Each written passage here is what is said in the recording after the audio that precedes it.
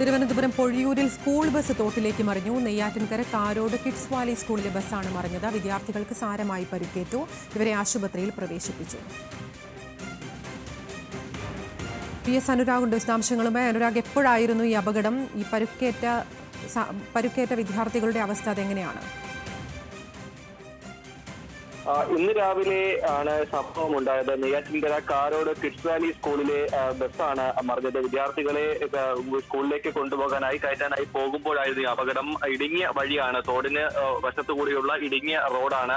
എതിരെ വന്ന വാഹനത്തിന് സൈഡ് കൊടുക്കവേ നിയന്ത്രണം വിട്ട് തോട്ടിലേക്ക് മറിഞ്ഞു എന്നാണ് ഇപ്പോൾ ഡ്രൈവർ പറയുന്നത്. മറ്റ് അശ്രദ്ധയൊന്നുമല്ല ഉണ്ടായത് എന്നുള്ളതാണ് അദ്ദേഹത്തിന്റെ ഭാഗം. എന്തായാലും കുട്ടികൾക്ക് സാരമായി പരിക്കേറ്റിട്ടുണ്ട്. ഈ പരിക്കേറ്റ കുട്ടികളെ പാറശാല താലൂക്ക് ആശുപത്രിയിലേക്ക് മാറ്റി. ഒരു കുട്ടിയെ മാത്രം തിരുവനന്തപുരം SIT മാറ്റിയിട്ടുണ്ട്. മറ്റ് ഗുരുതരമായ പരിക്കുകളൊന്നും ആർക്കും ഉണ്ടായിട്ടില്ല. ശരി, പൊഴിയൂരിലാണ് ഇത്തരത്തിൽ ഒരു അപകടം ഉണ്ടായിരിക്കുന്നത്. സ്കൂൾ ബസ് തോട്ടിലേക്ക് മറിയുകയായിരുന്നു. വിദ്യാർത്ഥികൾക്ക് പരിക്കുണ്ടെന്നാണ് മനസ്സിലാകുന്നത്. വിദ്യാർത്ഥികളെ ആശുപത്രിയിലേക്ക് മാറ്റി ഇപ്പോൾ വിശദാംശങ്ങൾ നൽകുകയായിരുന്നു VS അനുരാഗ്.